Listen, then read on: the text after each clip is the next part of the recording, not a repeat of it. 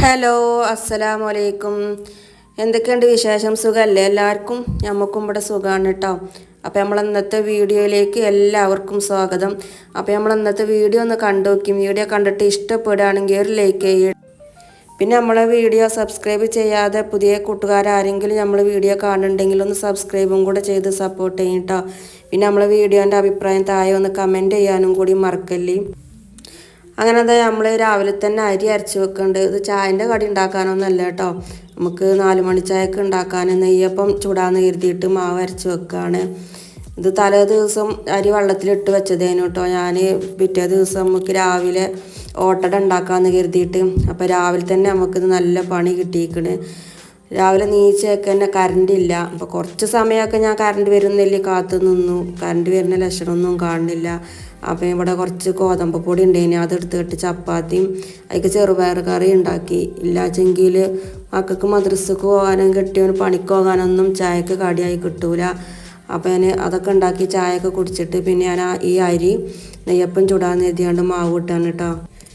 എന്തായാലും മക്കൾക്ക് 4 മണിക്ക് ചായക്ക് എന്തായാലും കടി വേണം.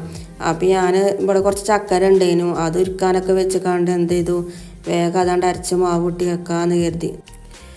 അങ്ങനെ ഞാനിവിടെ ഫസ്റ്റ് ട്രിപ്പ് അരി അരച്ചെടുത്തിട്ടുണ്ട്. നമ്മൾ അരി അരച്ചെടുക്കുമ്പം തരി ഉറക്ക വേണം അരച്ചെടുക്കാൻ വേണ്ടിയിട്ട്. നൈസായിട്ട് അങ്ങനെ നെയ്യപ്പത്തിന് അരി അരച്ചെടുക്കരുത്, കുറഞ്ഞ തരി വേണം, അപ്പോഴേ നെയ്യപ്പം നല്ല സോഫ്റ്റായിട്ട് കിട്ടുള്ളൂ. അതുപോലെ തന്നെ ശ്രദ്ധിക്കേണ്ട വേറൊരു കാര്യം കൂടെ ഉണ്ട്, വെള്ളം കൂടി പോകാൻ പാടില്ല കേട്ടോ. വെള്ളം നമ്മൾ അരിനോടൊപ്പം വെച്ചിട്ട് വേണം അരച്ചെടുക്കാൻ വേണ്ടിയിട്ട്.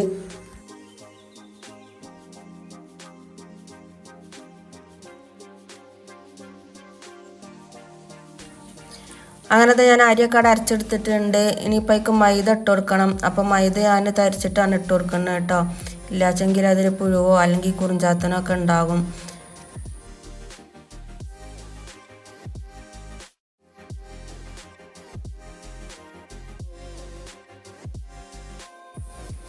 അങ്ങനത്തെ മൈദയൊക്കെ നമ്മൾ തരിച്ചിട്ട് കൊടുത്തിട്ടുണ്ട്. ഇനിയിപ്പോൾ ഒരു കയ്യിലെടുത്തിട്ട് നന്നായിട്ടൊന്ന് മിക്സ് ചെയ്ത് കൊടുക്കുകയാണ്.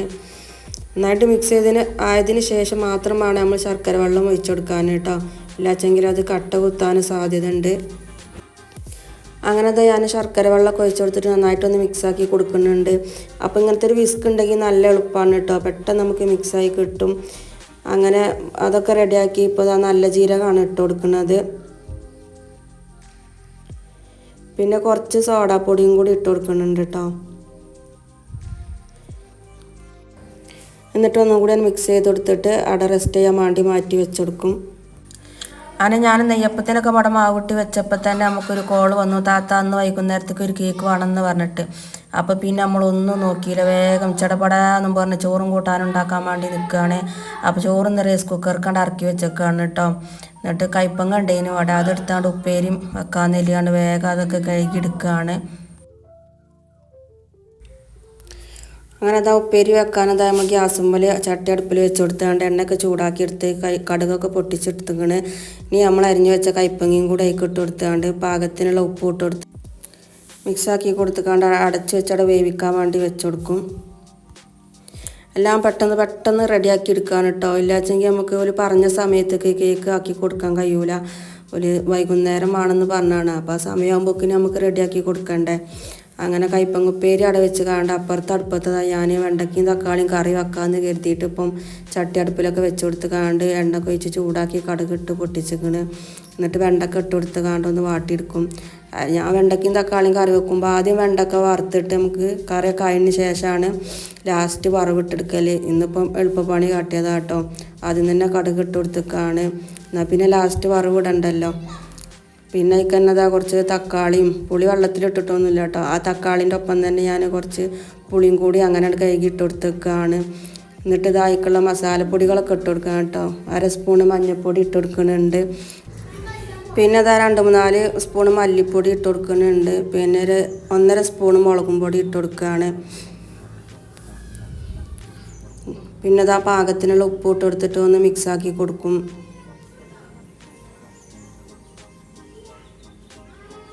ശേഷം അത് ആ പാകത്തിനുള്ള വെള്ളം കൂടി ഒഴിച്ചു കൊടുക്കണം കേട്ടോ, ആ വെണ്ടയ്ക്കയും തക്കാളി ഒന്ന് വേവാൻ വേണ്ടിയിട്ട്. എന്നിട്ട് ഒന്ന് വെന്തിട്ട് നമുക്ക് അതിലേക്ക് നാളികേരം അരച്ച് പാരാം. അപ്പോൾ ഇതാ നമ്മളെ ചോറും ഇവിടെ വന്നിട്ടുണ്ട്. ഇനിയിപ്പോൾ അതൊക്കെ ഒന്ന് ഊറ്റിയെടുക്കുകയാണ്.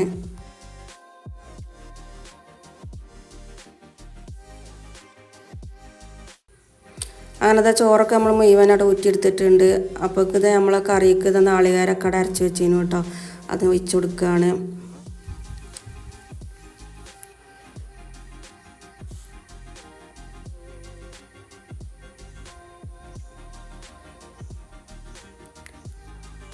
അങ്ങനെ അതവിടെ തിളപ്പിച്ച് അവിടെ മാറ്റി വെച്ചിട്ടുണ്ട്.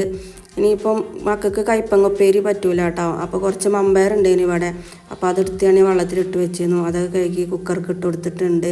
ഇനി അതിക്ക് പാകത്തിന് ഉപ്പ് ഇട്ട് കൊടുത്തിക്കണ്. 2 പച്ചമുളകും ചീന്തി ഇട്ട് കൊടുത്തിട്ടുണ്ട്.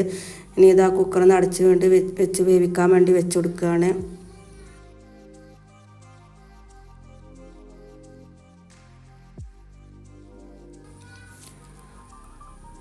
അങ്ങനെ തന്നെ നമ്മൾ ഉപ്പേരി ഇവിടെ റെഡി ആയിട്ടുണ്ട് കേട്ടോ. ഇനിയിപ്പോൾ ഗ്യാസൊക്കെ ഒന്ന് ഓഫാക്കി വെക്കട്ടെ. പിന്നെ നമ്മൾ കറിയും ഇവിടെ റെഡി ആയിട്ടുണ്ട്. ഇനിയിപ്പോൾ അതാ അപ്പൊക്കെ നമ്മളെ മമ്പയർ ഉപ്പേരി ഇവിടെ റെഡി ആയിട്ടുണ്ട് കേട്ടോ. അപ്പോൾ ഞാൻ ഉള്ളിയൊക്കെ അരിഞ്ഞ് ഇവിടെ തൂമിച്ചെടുക്കുകയാണ്. അപ്പം കുറച്ച് വെള്ളം കൂടി വറ്റാണ്ടേനും ഞാൻ അതിനൊന്നും ക്ഷമ കിട്ടിയിട്ടില്ല. അപ്പം ഞാൻ വേഗം അത് വറ്റിച്ചെടുക്കാമെന്ന് കരുതിയിട്ട് ചട്ടിക്ക് അങ്ങനെ ഇട്ട് കൊടുത്തേക്കാണ്. ഞാൻ വെള്ളം അതിൽ കിടന്നോണ്ട് വറ്റട്ടെ, എന്നിട്ട് നമ്മൾ ഓഫാക്കി വെക്കാം. ഇനിയിപ്പോൾ ഇതിലേക്ക് പപ്പടം കൂടിയും പൊരിച്ചെടുത്താൽ ഇന്നത്തെ ചോറും കൂട്ടാൻ അത് തന്നെയാണ് കേട്ടോ. ഇന്നിപ്പോൾ ഇറച്ചി മീനൊന്നും വാങ്ങാൻ നിന്നിട്ടില്ല. അതിമേലൊക്കെ നിന്നാൽ ഇതിനൊന്നും നമുക്ക് സമയം കിട്ടൂല. അപ്പോൾ ഇന്നിപ്പോൾ ഇത്രയൊക്കെ മതിയെന്ന് കരുതി. അങ്ങനെ അത് നമ്മളെല്ലാം റെഡിയാക്കി വെച്ചിട്ടുണ്ട്. ഇനിയിപ്പോൾ നമ്മൾ കേക്കും പരിപാടിക്ക് നിന്നേക്കാണ് കേട്ടോ. അപ്പോൾ 1 kg കേക്കാണ്. അപ്പോൾ ഹൈറ്റുള്ള കേക്ക് വേണമെന്നാണ് പറഞ്ഞത്. അപ്പോൾ നമുക്ക് 1/2 kg 2 കേക്കായിട്ട് ബേക്ക് ചെയ്തെടുക്കണം. അപ്പോൾ നമ്മൾ ആദ്യം 2 മുട്ട വെച്ചെടുത്തിട്ട് നന്നായിട്ടൊന്ന് പതിപ്പിച്ചെടുക്കുകയാണ്. അപ്പോൾ മുട്ട ബീറ്റ് ചെയ്ത് തുടങ്ങിയപ്പോഴാണ് ഓർമ്മയത് വാനില എസൻസ് ഒഴിച്ച് കൊടുത്തിട്ടില്ലല്ലോ. അപ്പോൾ കുറച്ച് വാനില എസൻസും കൂടെ ഒഴിച്ചെടുത്താണ് നമ്മൾ വീണ്ടും ബീറ്റ് ചെയ്തെടുക്കാൻ കേട്ടോ. പിന്നെ നമുക്ക് നന്നായിട്ട് പതഞ്ഞ് വന്നതിന് ശേഷം മാത്രമാണ് നമ്മൾ പഞ്ചസാര ഇട്ട് കൊടുക്കാൻ. അപ്പോൾ ഞാൻ പൊടിച്ച പഞ്ചസാര എല്ലാം ഇട്ട് കൊടുക്കുന്നത്. പൊടിക്കാത്ത പഞ്ചസാരയാണ്. പൊടിക്കാത്ത പഞ്ചസാര എടുക്കുമ്പോൾ നമ്മൾ കപ്പ് നിറയെ എടുക്കരുത് കേട്ടോ. പൊടിച്ച പഞ്ചസാര എടുക്കുമ്പോഴാണ് നമ്മൾ 1/2 കപ്പ് നിറയെ എടുക്കുക. പൊടിക്കാത്തതാകുമ്പോൾ നമ്മൾക്ക് 1/2 കപ്പിൽ കുറച്ച് മാത്രം മതി കേട്ടോ. എന്നിട്ട് ഇതാ ഞാൻ നന്നായിട്ട് ബീറ്റ് ചെയ്തെടുത്തിട്ട് നമ്മൾ കുറച്ചായിട്ട് പഞ്ചസാര ഇട്ടിട്ട് ഒന്നും കൂടി നന്നായിട്ടൊന്ന് ബീറ്റ് ചെയ്തെടുക്കുകയാണ്. നന്നായിട്ട് നല്ല ഫ്ലഫി ആയിട്ട് വരണം കേട്ടോ. അതുപോലെ എന്നിട്ട് ഇതിലേക്ക് ഞാൻ 1 ടേബിൾ സ്പൂൺ സൺഫ്ലവർ ഓയിലും കൂടി ഒഴിച്ച് കൊടുത്തിട്ട് ഒന്നും കൂടി ഒന്നാണ് മിക്സാക്കി കൊടുത്തിട്ടുണ്ട്. ഇനിയിപ്പോൾ നമ്മളിതാ തരിച്ച് വെച്ച പൊടിയൊക്കെ ഇട്ട് കൊടുത്തിട്ട് പിന്നെ പൊടി ഇട്ട് കൊടുത്ത് മിക്സാക്കി കൊടുക്കുമ്പോഴും നമ്മൾ സാവധാനം മിക്സാക്കണം കേട്ടോ. ഞാനത് സ്പീഡ് കൂട്ടിയതാണ്. പിന്നെ എന്നിട്ട് ഞാൻ ഒക്കെ റെഡിയാക്കിയിട്ട് ഇപ്പോൾ ടിന്നൊക്കെ കൊഴിച്ച് കൊടുത്തിട്ട് നമ്മൾ 5 മിനിറ്റ് ഒരു ചെമ്പട്ടി ഞാൻ ചൂടാകാൻ വേണ്ടി വെച്ചിരുന്നു കേട്ടോ. ഇനി അത് കറക്കി വെച്ച് കൊടുത്തിട്ടുണ്ട്. ഇനിയിപ്പോൾ അതൊരു വെയിറ്റിന് വേണ്ടിയിട്ട് തന്നെ കുട്ടികളിലാണ് കേട്ടോ അതിൻ്റെ മേലെ വെച്ച് കൊടുക്കുന്നത്. എന്നിട്ട് മീഡിയം ടു ലോ ഫ്ലെയിമിലാക്കിയിട്ട് വേണം നമ്മൾ ബേക്ക് ചെയ്തെടുക്കാൻ വേണ്ടിയിട്ട്. കേക്കിൻ്റെ ഡീറ്റെയിൽഡ് ആയിട്ടൊന്നും ഞാൻ കാണിക്കണില്ല കേട്ടോ. അങ്ങനത്തെ നമ്മളെ ഫസ്റ്റ് ട്രിപ്പ് ഇവിടെ റെഡി ആയിട്ടുണ്ട്. 3 ലെയറായിക്കടെ കട്ട് ചെയ്ത് മാറ്റി വെച്ചിട്ടുണ്ട്. എന്നിട്ട് ഇതാ അടുത്ത കേക്കും കൂടെ നമ്മൾ ബേക്ക് ചെയ്യാൻ വേണ്ടി വെച്ചെടുത്തിട്ടുണ്ട് കേട്ടോ. ഇത് ഡീറ്റെയിൽഡ് ആയിട്ട് കാണിച്ചാൽ നമ്മൾ വീഡിയോക്ക് ലെങ്തി കൂടി പോകും കരുതിയിട്ടാണ് കേട്ടോ. അങ്ങനെ 2 കേക്കും ബേക്ക് ചെയ്തെടുത്തതിന് ശേഷം ഇതാ ഞാൻ ക്രം കോട്ടൊക്കെ ചെയ്ത് ഫ്രിഡ്ജിൽ മാറ്റി വെച്ചിട്ടുണ്ട്. ഇനിയിപ്പോൾ നമ്മൾ നേരത്തെ മാവ് കൂട്ടി വെച്ച നെയ്യപ്പം കൂടെ ഒന്ന് ചുട്ടെടുക്കണം. എന്നിട്ട് വേണം ബാക്കിയുള്ള പണികളൊക്കെ എടുക്കാൻ. കേക്കിൻ്റെ ഫൈനൽ ലുക്ക് ഞാൻ വീഡിയോൻ്റെ ലാസ്റ്റ് കൊടുക്കണ്ട കേട്ടോ ഫോട്ടോ. അങ്ങനെ നമ്മൾ നെയ്യപ്പൊക്കെ ചുട്ടെടുക്കുകയാണ്. പിന്നെ കേക്കിൻ്റെ ഡീറ്റെയിൽഡ് ആയിട്ട് റെസിപ്പി ഞാൻ വേറെ തന്നെ അപ്ലോഡ് ആക്കിയിട്ടുണ്ട് കേട്ടോ. ആ വീഡിയോ കാണാത്തവരുണ്ടെങ്കിൽ അതൊന്ന് പോയി കണ്ടു നോക്കൊണ്ടു. അങ്ങനെ നമ്മൾ നെയ്യപ്പൊക്കെ ഇവിടെ നന്നായിട്ട് പൊങ്ങി വന്നിട്ടുണ്ട്.